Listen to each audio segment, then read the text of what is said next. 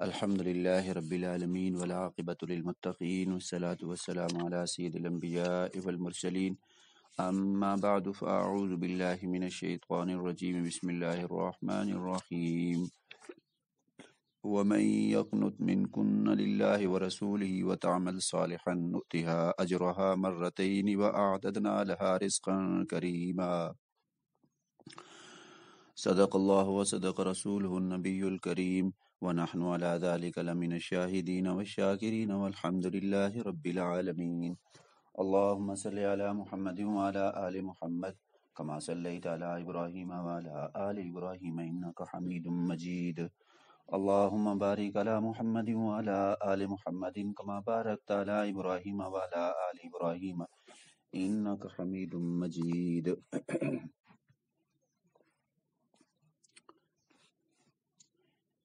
21ویں پارے کی آخری چند آیات میں ازواج مطہرات رضوان اللہ تعالی علیہن اجمعین سے خطاب تھا۔ یا ایھا النبی قل لازواجک ان کنتن تردن الحیات الدنیا، یہاں سے چونکہ اس خطاب کا کچھ حصہ 22ویں پارے کے شروع میں بھی آیا ہے، ان آیات کا پس منظر احادیث میں یہ بیان ہوا ہے کہ جب فتوحات کا دور شروع ہوا اور مسلمانوں کو مال غنیمت ملنا شروع ہو گئے تو ازواج مطہرات ام المؤمنین نے نبی کریم صلی اللہ علیہ وسلم سے درخواست کی کہ ہمارے وظیفے اور نفقے اور خرچے میں کچھ اضافہ کر دیا جائے۔ تو اس موقع پر یہ آیات نازل ہوئیں جن میں انہیں دو باتوں میں سے ایک بات کو اختیار کرنے کا حکم دیا گیا۔ یہ دو باتوں میں سے ایک بات کا اختیار دیا گیا۔ پہلی بات کہ یا تو وہ خوشحالی کی زندگی گزارنے کے لیے نبی کریم صلی اللہ علیہ وسلم سے جدائی اختیار کر لیں، یا پھر تنگی اور ترشی کے ساتھ گزر بسر کر لیں اور اپنی نظر آخرت کے خوش عیشی پر رکھیں۔ اب اس سے یہ بات بھی معلوم ہوتا ہے کہ جب نبی کریم صلی اللہ علیہ وسلم کی ذات اپنے گھر والوں کے لیے یہ چیز چاہتی ہے تو آج ہمارے گھروں کے اندر تھوڑی سی بھی تنگی آ جاتی تو گھر کے اندر خاتون خانہ کو، بیوی کو اور اس طریقے سے گھر کی بچیوں کو شکوہ گناہ نہیں ہونا چاہیے کہ گھر میں یہ چیز نہیں ہے، یہ چیز نہیں ہے۔ دنیا تو ہے ہی مصائب کی جگہ، مشکلات کی جگہ، مشقتوں کی جگہ، مصیبتوں کی جگہ، تو اس لیے کوشش یہ کرنی چاہیے کہ آخرت کی پیش نظر رکھنا چاہیے۔ تو رسول اللہ صلی اللہ علیہ وسلم نے دو باتوں میں سے ایک کا اختیار دیا، تو سب ام المؤمنین نے جتنی بھی تھیں ازواج مطہرات، ان سب نے آخرت ہی کو ترجیح دی۔ اس موقع پر ازواج مطہرات کی فضیلت بیان کرتے ہوئے انہیں اللہ رب العزت نے 7 احکام دیے ہیں، اور یہ 7 احکام صرف ام المؤمنین یا ازواج مطہرات جو تھیں ان کے لیے نہیں تھے، بلکہ یہ تمام مسلمان عورتوں کے لیے ہیں۔ پہلا یہ ہے کہ حکم یہ ہے کہ مردوں کے ساتھ بات کرتے ہوئے لچدار لہجہ اختیار نہ کریں، نرم اور نازک لہجہ استعمال نہ کریں۔ وَلَا تَخْضَعْنَ بِالْقَوْلِ فَيَطْمَعَ الَّذِي فِي قَلْبِهِ مَرَضٌ وَقُلْنَا قَوْلًا مَعْرُوفًا۔ تو ازواج مطہرات سے کہا گیا لَسْتُنَّ كَأَحَدٍ مِّنَ النِّسَاءِ، آپ دوسرے مسلمان عورتوں کی طرح نہیں ہو، بلکہ آپ ایک نبی کا حرم ہو، نبی کے گھر والیوں کو۔ دوسرا یہ فرمایا کہ بلا ضرورت گھر سے باہر نہ نکلو۔ آج کل عموماً خواتین گھر سے نکلتی ہیں، جی شاپنگ کرنی ہے۔ شاپنگ تو خامد بھی کر سکتا ہے، کون سی ایسی ضرورت ہے کہ جو اگر خامد کر کے آئے گا تو آپ کی ضرورت پوری نہیں ہوگی؟ کیونکہ مسلمان کا مسلمان عورت کا اصل اور محفوظ ٹھکانہ گھر ہے۔ اور تیسرا فرمایا یعنی وقرنا فی بیوتکن، یعنی گھروں میں ٹکے رہو۔ اور آگے فرمایا تیسرا حکم دیا ولا تبرجنا تبرج الجاہلیت الاولی، زمانہ جاہلیت کی خواتین کی طرح اپنی زینت اور ستر کا اظہار کرتے ہوئے باہر نہ نکلیں۔ آج کل تو لباس وہی خوشنما نظر آتا ہے اور پہنا جاتا ہے اور پسند کیا جاتا ہے جس میں جسم کے مکمل نشیب و فراز نظر آئیں اور جو ہے ننگا لباس ہو۔ تو فرمایا ایسا لباس نہیں پہنو، ایسی زیب و زینت نہ کرو کہ آپ کی خوشبو، آپ کی چھنکار بہر آدمی کوئی سن لے، خوشبو کوئی سونگ لے۔ ایسے عورتوں پر اللہ کے نبی نے لعنت فرمائی ہے۔ چوتھا حکم ارشاد فرمایا واقیمنا الصلاۃ، نمازوں کو قائم کرو۔ پانچواں دیا وآتین الزکاۃ، زکوٰۃ ادا کرو۔ وَأَطِیعْنَ اللَّهَ وَرَسُولَهُ، اور اللہ اور اس کے رسول کی اطاعت کرو۔ اور ساتواں یہ حکم دیا کہ قرآنی آیات کی تلاوت اور احادیث کا مذاکرہ کیا کریں۔ وَاذْكُرْنَ مَا يُتْلَى فِي بُيُوتِكُنَّ مِنْ آیَاتِ اللَّهِ وَالْحِکْمَةِ، اللہ نے قرآن مجید جو نازل کی ہے گھروں میں بیٹھ کر اس کی تلاوت کریں۔ نبی کریم صلی اللہ علیہ وسلم جو تلاوت کرتے ہیں احادیث مبارکہ کی، اور جو تمہیں حکم سناتے ہیں ان کا مذاکرہ کیا کریں۔ تو یہ 7 احکام دیے گئے تھے ازواج مطہرات کو، اور ازواج مطہرات کے واسطے سے تمام امت کی مائیں، بہنیں، بیٹیوں کو یہ حکم دیے گئے ہیں۔ مسلمان کی شخصیت کو معاشرے میں نمایاں اور امتیازی حیثیت دینے اور اس کا تشخص اور پہچان پیدا کرنے والی 10 صفات ہیں کہ ایک مسلمان کے اندر اگر وہ 10 صفات آ جائیں، معاشرے کے اندر 10 صفات آ جائیں تو وہ ایک امتیازی حیثیت کا مالک بن جاتا ہے، اور یہ صفات مرد میں ہوں یا عورت میں اسے مغفرت اور اجر عظیم کا مستحق بنا دیتی ہے۔ چنانچہ اللہ نے ارشاد فرمایا ان المسلمین والمسلمات والمؤمنین والمؤمنات والقانتین والقانتات والصادقین والصادقات والصابرین والصابرات الی آخری۔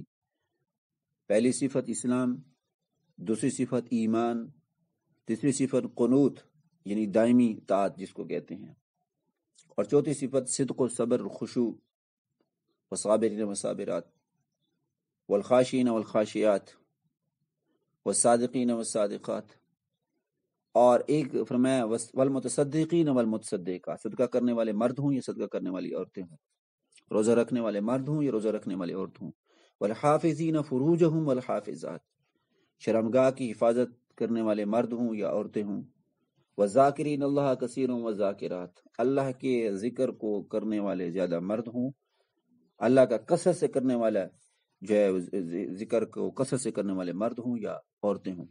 یہ 10 صفات ایسی ہیں کسی معاشرے کے اندر آ جائے، کسی قبیلے اور خاندان کے اندر آ جائیں، کسی عورت اور مرد کے اندر آ جائیں تو وہ کامیاب، اور اللہ نے اس کے لیے مغفرت کا وعدہ کیا، فرمایا اعد اللہ لہم مغفرۃ واجر عظیما، اللہ نے ایسے لوگوں کے لیے بخشش اور اجر عظیم کو تیار کر رکھا ہے۔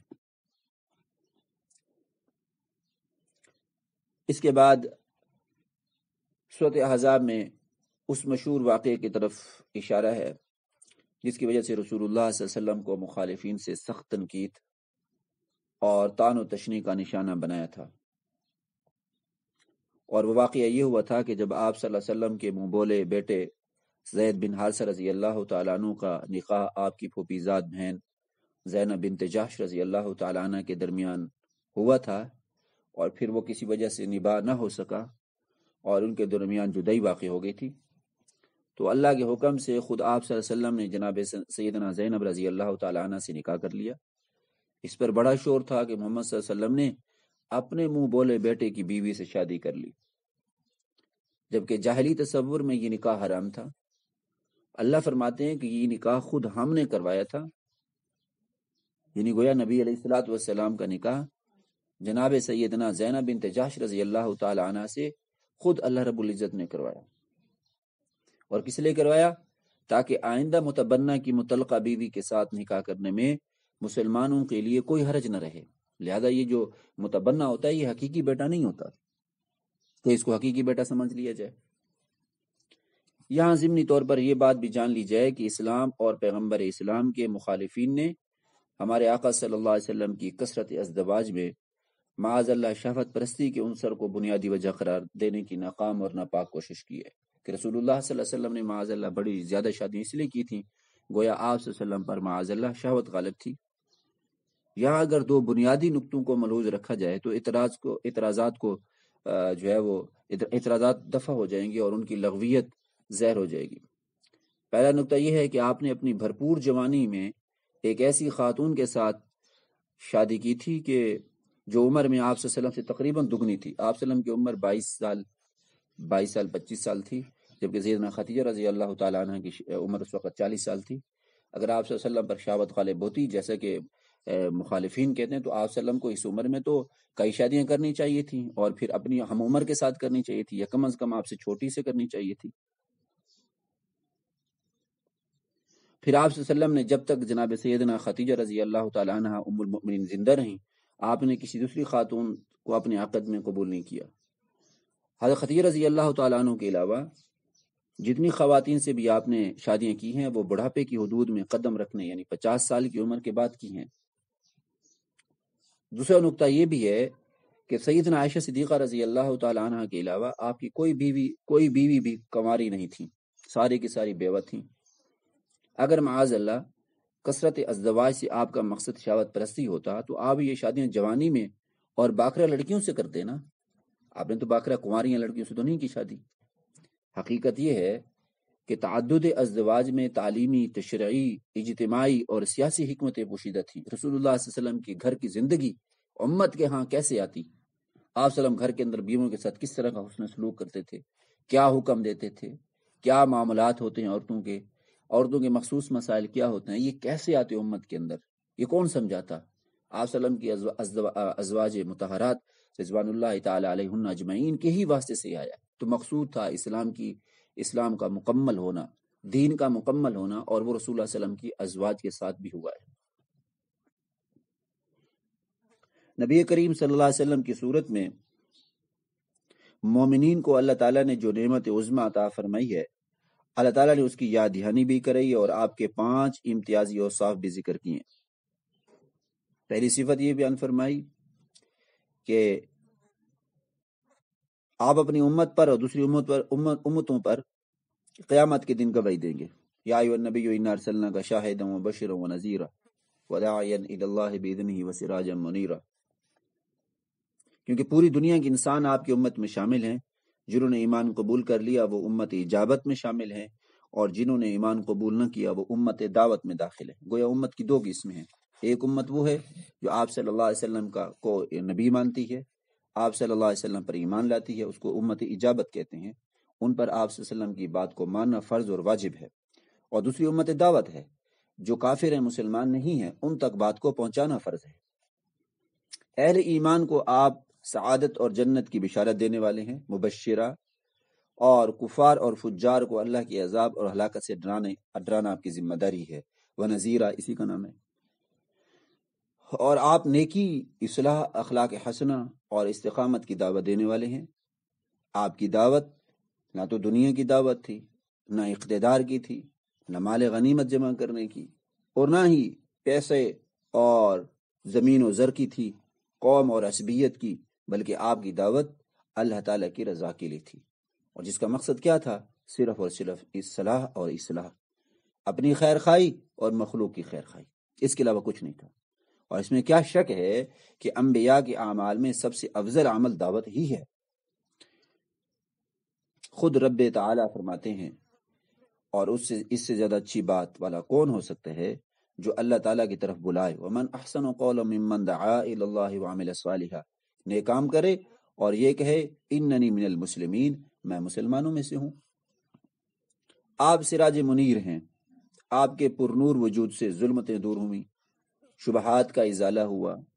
اللہ تعالیٰ نے ہمارے آقا صلی اللہ علیہ وسلم کو چمکتے ہوئے سورج کے ساتھ تشبیہ دی ہے، کیونکہ اللہ تعالیٰ نے آپ کے ذریعے شرک و ضلال کی گمراہیوں کو دور کیا اور گمراہوں کو ہدایت دی، بالکل ایسے ہی جیسے جب سورج روشن ہو جاتا ہے تو رات کی تاریکی کافور ہو جاتی ہے اور منزل تک پہنچنا آسان ہو جاتا ہے۔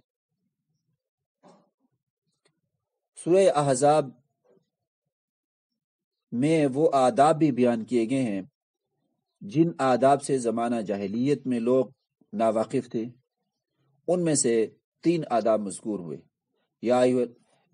اگلے رکوع کے اندر یا ایھا الذین آمنوا لا تدخلوا بیوت النبی الا ان یؤذن لکم الی طعام غیر ناظرین انہ۔ پہلا ادب کہ کسی کے گھر میں بغیر اجازت کے داخل نہ ہوا کرو۔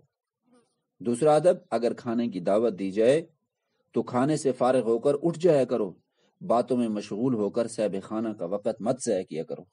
اب اس کی 2 صورتیں ہیں۔ ایک صورت یہ ہے کہ گھر کے اندر مہمانوں کو بلایا گیا، ایک ہی مکان کے اندر بیٹھک نہیں ہے، ایک کمرہ ہے، اور خاتون خانہ باورچی خانے میں ہے اور گھر کے کمرے کے اندر کھانا ہو رہا ہے، دعوت ہو رہی ہے، تو اس میں تو زیادہ تکلیف ہے۔ جیسے ہی کھانا ختم ہو جائے فوراً اٹھ جانا چاہیے۔ اور اگر بیٹھک وغیرہ بنا ہوا ہے، جس کو دارا بھی کہتے ہیں، چوک بھی کہتے ہیں، بیٹھک بھی کہتے ہیں، اگر وہ بنی ہوئی ہے تو وہاں بھی زیادہ وقت نہیں ضائع کرنا چاہیے۔ ایسا نہ ہو کہ جو میزبان ہے وہ کہیں جانا چاہ رہا ہو اور آپ کی میزبانی کی وجہ سے، شرم و حیا کی وجہ سے وہ آپ کے ساتھ جکڑا بیٹھا ہو، جوڑا بیٹھا ہو اور اس کے مسائل جو ہے وہ مسائل کا وہ شکار ہو جائے۔ اور تیسرا یہ کہ غیر محرم خواتین سے کوئی چیز مانگنے کی ضرورت پیش آئے تو پس پردہ مانگا کریں۔ وَإِذَا سَأَلْتُمُوهُنَّ مَتَاعًا فَاسْأَلُوهُنَّ مِنْ وَرَاءِ حِجَابٍ، کہ اگر تم عورتوں سے کوئی چیز مانگتے ہو تو پردے کے پیچھے سے مانگو، ان کے سامنے نہ آیا کرو۔ البتہ اپنے محارم کے سامنے عورتوں کو بے پردہ آنے کی بھی اجازت ہے۔ گھر کے اندر جوائنٹ فیملی ہے، اگر وہاں پہ چچا زاد ہے، مامو زاد ہے، خالہ زاد ہے، ان سے کوئی چیز مانگنے کی ضرورت پیش آ رہی ہے، بھابھی سے کوئی چیز مانگنے کی پیش آ رہی ہے، تو ایک طرف رخ کر کے، اس کی طرف رخ کر کے نہیں، دوسری طرف رخ کر کے مانگ لی جائے۔ پردے کی حالت میں آ کر وہ چیز دے کے جائے، اور بغیر پردے کے نہ ہو، بڑی سی چادر ہو اس میں لپٹی ہوئی ہو اور وہ آ کر چیز دے دے۔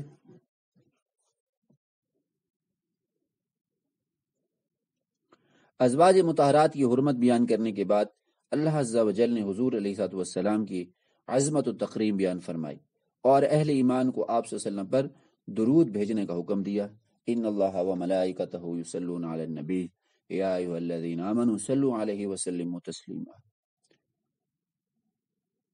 آپ پر درود و سلام حقیقت میں خود ہمارے لیے عزت و تکریم، درجات کے بلند ہونے کا ذریعہ اور حسنا اور جو برائیاں ہیں ان کے مٹنے کا کفارہ اور نیکیوں میں اضافے کا سبب ہے۔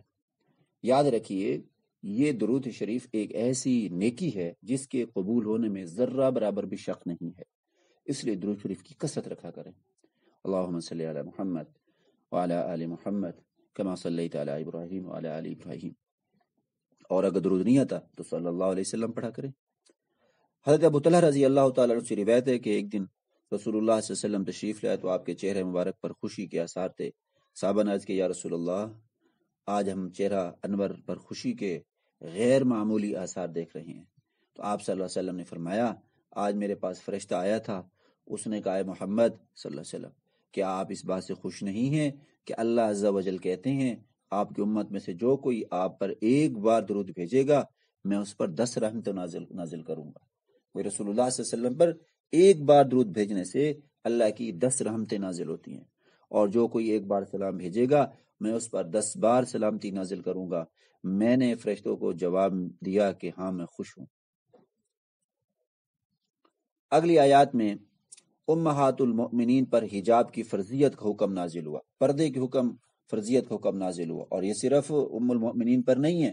ام المؤمنین جب ماں ہیں، آپ خود سوچیں، جب رسول اللہ صلی اللہ علیہ وسلم کے گھر والوں کے لیے استثناء نہیں ہے، ان پر یہ احکام نازل ہیں، تو امت کی ماؤں یا امت کی بہنوں پر کیسے یہ حکم نازل نہیں ہوں گے؟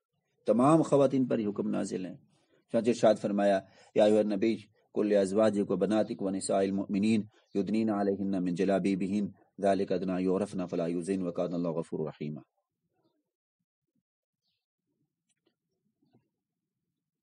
فرمایا کہ پردہ جو ہے وہ ضروری ہے مسلمان کے لیے، ہر مسلمان کے لیے، خواہ وہ بیوی ہو، بیٹی ہو، ماں ہو۔ حجاب عورت کی عزت، عصمت کا محافظ اور تکریم اور تعریف کا باعث ہے۔ لیکن حجاب شرعی میں چند چیزیں ضروری ہیں۔ نمبر 1، حجاب ایسا ہو کہ پورے بدن کو چھپا لے۔ نمبر 2، حجاب فی نفسی پرکشش اور نگاہوں کو متوجہ کرنے والا نہ ہو، ایسا حجاب کی جس کے اوپر نقش و نگار کیا جائے کہ لوگ اس کو دیکھیں، اس کی طرف متوجہ ہو جائیں۔ یہ بھی بے پردگی ہے، پردہ نہیں ہے۔ یہ بھی جیسے آج کل کا عبایا وغیرہ بنے ہوتے ہیں۔ حجاب ایسا باریک نہ ہو کہ جسے جسم کی رنگت اور جھلکے اور نظر آئیں۔ اگر جسم کی رنگت جھلکتی ہے اس سے اور نظر آتی ہے تو یہ بے پردگی، یہ حجاب نہیں ہے۔ اور حجاب ایسا باریک نہ ہو کہ جس سے جسم کا مکمل ساخت نظر آتی ہو، بلکہ یہ ایسا کشادہ ہو کہ جو پورے جسم کو ڈھانپ دے، اور ایسا تنگ نہ ہو جو فتنے کا باعث بننے والے اعضاء کو زہر کرے۔ اور ایسا معطر نہ ہو کہ جس کی خوشبو دوسروں تک پہنچے۔ بناوٹ میں مردوں کے لباس سے مشابت نہ رکھتا ہو جیسے آج کل کا فیشن بن چکا ہے۔ ایسا لباس نہ ہو جو کافر اور مشرک عورتوں کی پہچان بن چکا ہو۔ شہرت کا لباس نہ ہو کہ جسے محض شہرت کے لیے پہنا جائے۔ حدیث میں اس پر سخت وعید آتی ہے۔ اللہ رب العزت ہمیں ایسا لباس پہننے کی توفیق عطا فرمائے مرد عورت کو کہ جو رسول اللہ صلی اللہ علیہ وسلم نے بیان فرمایا، اور حجاب شرعی ہو، غیر حجاب شرعی نہ ہو، اور ایسا لباس ہو کہ جس پر اللہ کی طرف سے جو ہے وہ رحمتیں ہوں، اللہ کی طرف سے لعنتیں نہ ہوں۔ اللہ پاک عمل کی توفیق عطا فرمائے۔